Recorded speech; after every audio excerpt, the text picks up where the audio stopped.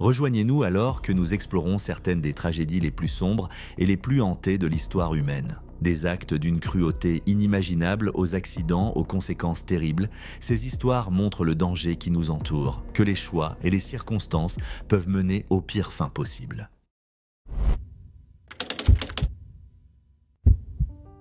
En 1981, David Alan Kirwan était un jeune homme de 24 ans originaire de la Cañada Flintridge en Californie, passionné par les voyages. Étudiant au Pasadena City College, il jonglait entre ses études, un travail dans la construction et la gestion d'immeubles. Pendant son temps libre, David adorait voyager et explorer la nature. Sportif, aventureux et bienveillant, il avait grandi dans une famille unie qui possédait 3 chiens, des compagnons dont il s'occupait avec beaucoup d'affection. C'est d'ailleurs cet amour des animaux qui lui coûta la vie. Par une belle journée ensoleillée de juillet 1981, David entreprit ce qui semblait être une excursion paisible au parc national de Yellowstone, accompagné de son ami Ronald Ratliff et de Moussi, le boxeur croisé de Ronald. Aucun d'eux ne pouvait imaginer le drame qui allait se dérouler cet après-midi-là. David était sur la fin d'un voyage de camping qui l'avait conduit à travers le nord de la Californie et le Canada. Le 20 juillet, lui et Ronald arrivèrent dans la zone thermique de Fountain Pain Pot à Yellowstone.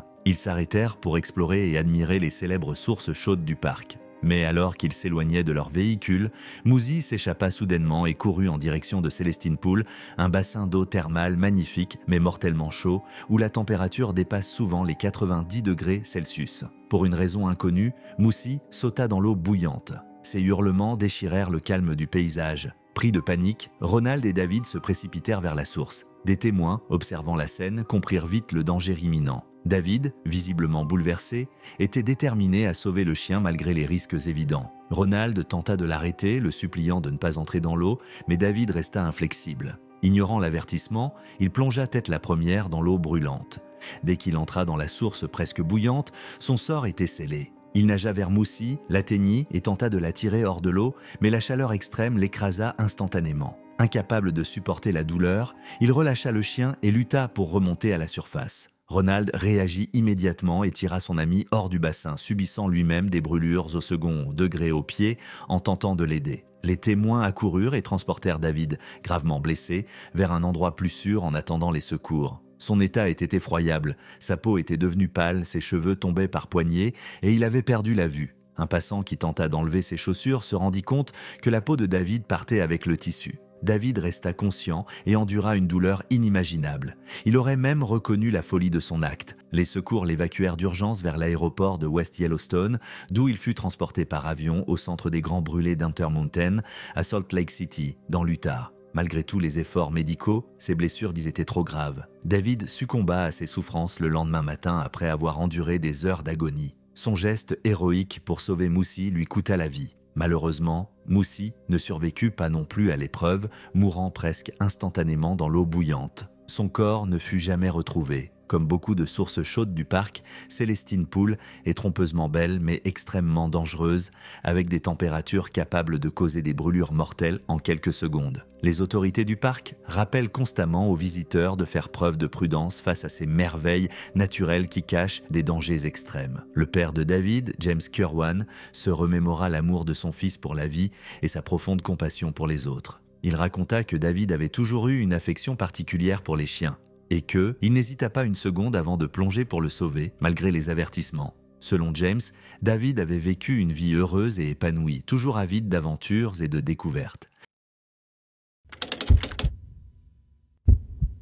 Jill Greninger était une mère dévouée, une compagne aimante et une amie précieuse qui répandait joie et chaleur partout où elle allait. À 35 ans, cette femme originaire de Williamsport, en Pennsylvanie, était profondément attachée à sa famille. Profitant de chaque instant avec ses 3 enfants et attendant avec impatience la naissance de son premier petit-enfant. Mais le 22 avril 2019, un accident tragique mit fin à sa vie bien trop tôt. Ce jour-là, Jill se rendit comme à son habitude à son travail chez Economy Locker Storage Company, Incorporated. L'établissement, en activité depuis le début des années 1900, était spécialisé dans la transformation et la vente de viande. Jill se trouvait sur un escabeau mobile placé à côté d'un broyeur industriel, une machine imposante utilisée pour traiter de grandes quantités de viande. L'appareil était situé à environ 2 mètres du sol.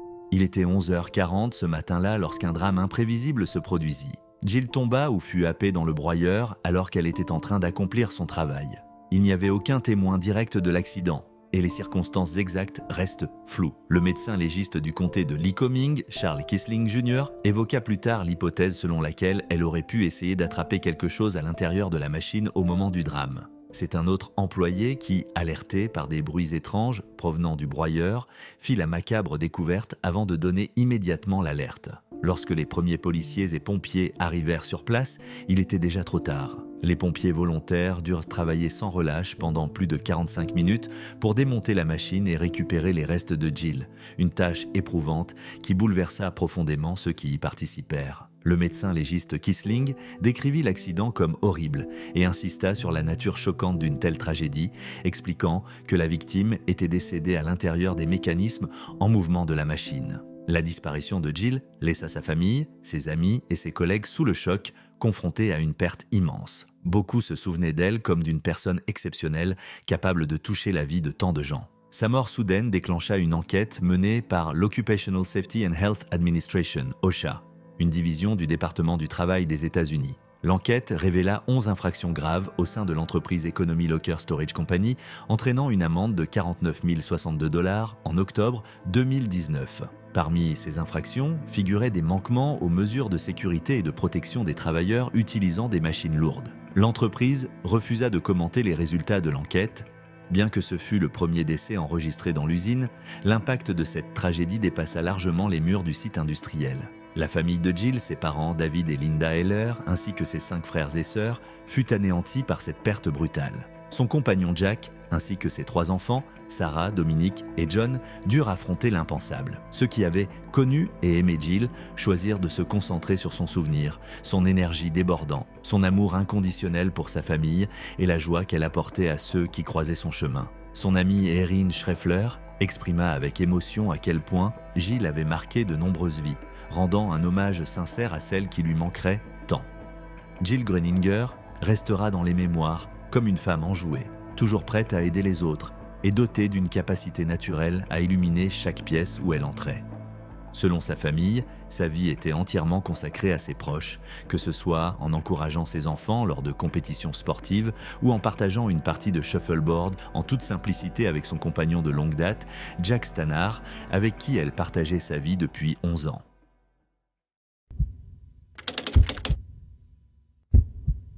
En 1916, le nom de Grigori Yefimovitch Raspoutine inspirait à la fois peur et fascination au sein de la noblesse russe. Aujourd'hui encore, sa réputation continue de nourrir une aura de mystère parmi les passionnés d'histoire. Connu comme un mystique et un guérisseur, son influence sur la famille impériale russe lui valut autant d'admiration que de ressentiment. Mais à mesure que les rumeurs sur ses prétendus pouvoirs prenaient de l'ampleur et que son emprise sur les souverains se renforçait, la détermination de ses ennemis à le faire taire grandissait également. Dans la nuit du 30 décembre 1916, leur plan aboutit lors d'un événement qui, plus d'un siècle plus tard, continue d'alimenter les spéculations. Issu d'une famille paysanne du village sibérien de Pokrovskoï, c'est une conversion religieuse en 1897 qui le mit sur la voie de l'errance spirituelle et de la quête mystique, bien qu'il n'ait jamais été un membre officiel du clergé. Au début des années 1900, il acquit une réputation de mystique charismatique. En 1905, sa vie prit un tournant décisif lorsqu'il rencontra l'empereur Nicolas II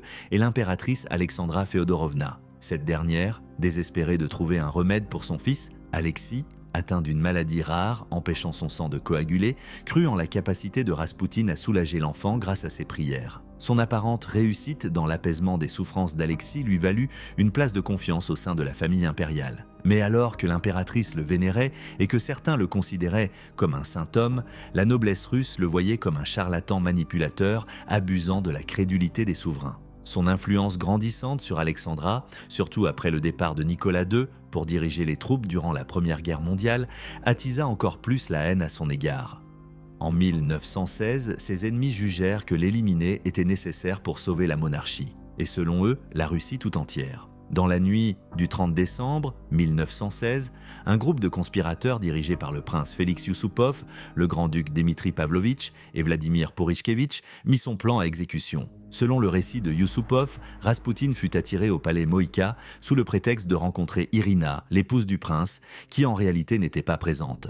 Dans la cave du palais, on lui offrit du thé, des gâteaux et du vin de Madère, tous empoisonnés au cyanure. Mais, contre toute attente, Raspoutine les consomma sans montrer le moindre signe d'empoisonnement, laissant Yusupov stupéfait. Exaspéré, Yusupov s'empara d'un revolver et tira une balle en pleine poitrine de Raspoutine qui s'effondra au sol. Les conspirateurs, le croyant mort, quittèrent la pièce. Mais lorsqu'un peu plus tard, Yusupov revint pour vérifier, Raspoutine se redressa brusquement et se jeta sur lui. C'est alors que Purishkevitch ouvrit le feu à plusieurs reprises, l'une des balles l'atteignant mortellement en plein front. Les conspirateurs enveloppèrent ensuite son corps dans un tissu, le transportèrent jusqu'au pont Petrovski et le jetèrent dans les eaux glacées de la petite Neva. La mort de Raspoutine devint aussitôt un sujet de controverse et de spéculation. Une rumeur persistante affirma que de l'eau avait été retrouvée dans ses poumons, suggérant qu'il était encore vivant lorsqu'il fut jeté dans la rivière et qu'il s'était finalement noyé. Toutefois, les rapports d'autopsie officiels ne confirmèrent pas cette hypothèse. Ils conclurent que Raspoutine était mort des blessures par balle, sans trace d'empoisonnement ni de noyade. Le récit dramatique de cette nuit fatidique fut probablement exagéré par Yusupov lui-même dans ses mémoires, où il présenta l'événement comme une lutte épique entre le bien et le mal. Au sein de l'aristocratie, Yusupov et ses complices furent acclamés comme des héros pour avoir éliminé celui qu'ils considéraient comme un corrupteur de la cour impériale. Mais leur geste eut des conséquences inattendues. Nicolas II, déjà coupé de la réalité de son peuple, bannit Yusupov et Dmitri de la cour, une décision qui, ironiquement, leur permit d'échapper au bouleversement de la révolution russe. Du côté des classes populaires, la disparition de Raspoutine fut perçue comme une tragédie. Beaucoup le voyaient comme un défenseur du peuple, un simple paysan qui avait accédé aux plus hautes sphères du pouvoir avant d'être éliminé par l'élite aristocratique. Quelques mois après sa mort, la monarchie s'effondra, emportée par la révolution qui mit un terme à des siècles de règne des Romanov.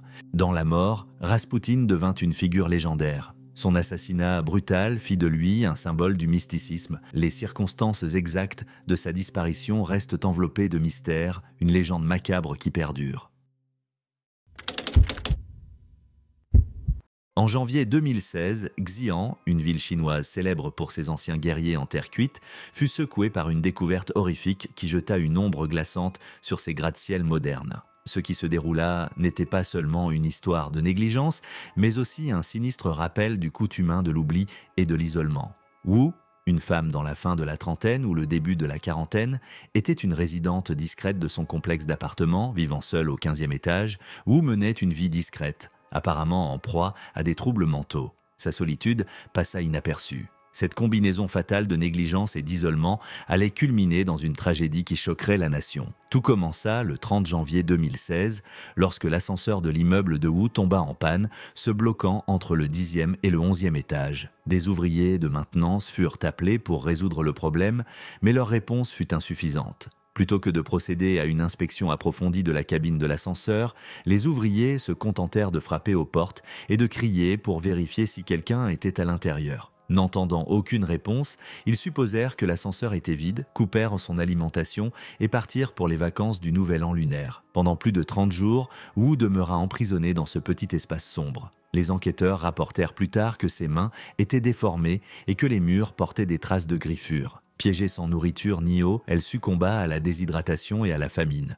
dans ce qui fut sans doute une mort lente et agonisante. Ce ne fut que le 1er mars, lorsque les ouvriers revinrent pour réparer l'ascenseur, que le corps de Wu fut découvert. La scène macabre, son corps en décomposition affaissé dans la cabine, envoya des ondes de choc parmi les résidents de l'immeuble et le public en général. La police locale, écartant l'hypothèse du meurtre, classa sa mort comme étant le résultat d'une négligence grossière. Les 2 ouvriers responsables de l'arrêt de l'ascenseur furent arrêtés et inculpés d'homicide involontaire. La tragédie déclencha une vague d'indignation publique. Les résidents de l'immeuble exprimèrent à la fois peur et colère. Beaucoup décrivirent l'entretien de l'immeuble comme chroniquement insuffisant, avec des plaintes récurrentes concernant des ascenseurs fréquemment en panne et d'autres problèmes souvent ignorés. Un résident nommé Ding avoua être hanté par l'incident, expliquant qu'il avait laissé une ombre sur son cœur, apportant peur et malaise.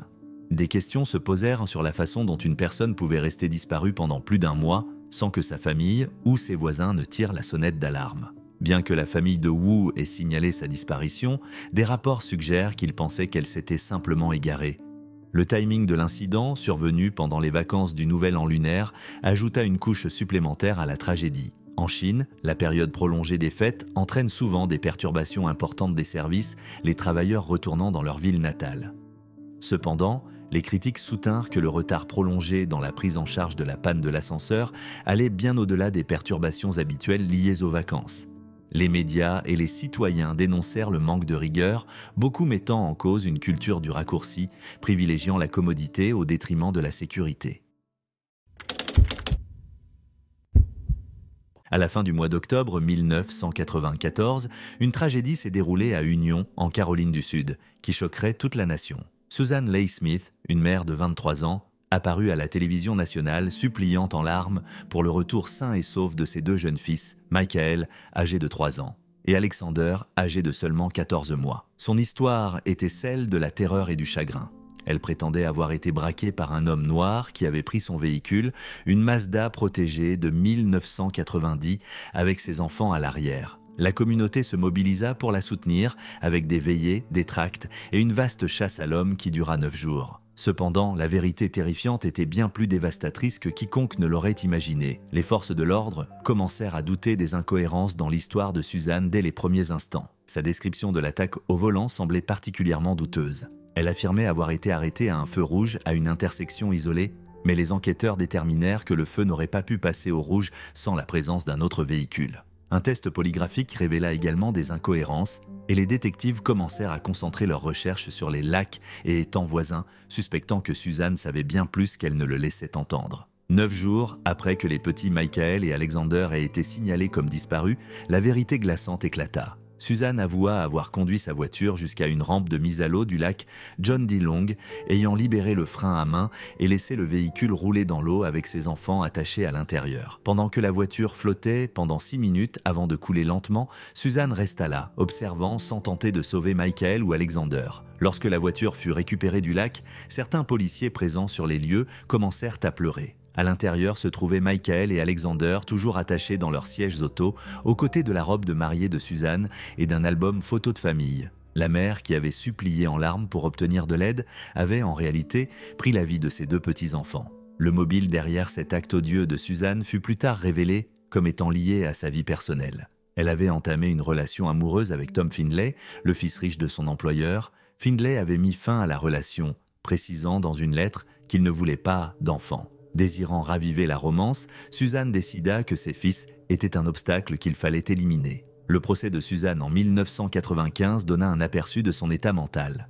Ses avocats de la défense soutinrent que Suzanne était profondément déprimée et voulait mettre fin à ses jours. Les procureurs, cependant, dressèrent un tableau plus sombre. Ils soutinrent que les actions de Suzanne étaient délibérées et calculées, motivées par son désir de mener une vie sans enfant avec Findlay. Le jury mit seulement 2h30 pour la déclarer coupable, lui épargnant la peine de mort et la condamnant à la réclusion à perpétuité avec possibilité de libération conditionnelle après 30 ans. Le père de Michael et Alexander, David Smith, qui avait initialement soutenu Suzanne lors de ses appels à la télévision, exprima sa dévastation après avoir découvert la vérité. Au fil des décennies, David resta vocal dans son opposition à la libération conditionnelle de Suzanne, soulignant les dommages irréparables que ses actions avaient causés. Il déclara lors de l'audience de libération conditionnelle de Suzanne en 2024 qu'elle avait délibérément voulu mettre fin à la vie de ses enfants et qu'il n'avait jamais ressenti le moindre remords de sa part. L'incarcération de Suzanne a été marquée par la controverse. Elle a fait face à des sanctions disciplinaires pour des relations inappropriées avec des gardiens de prison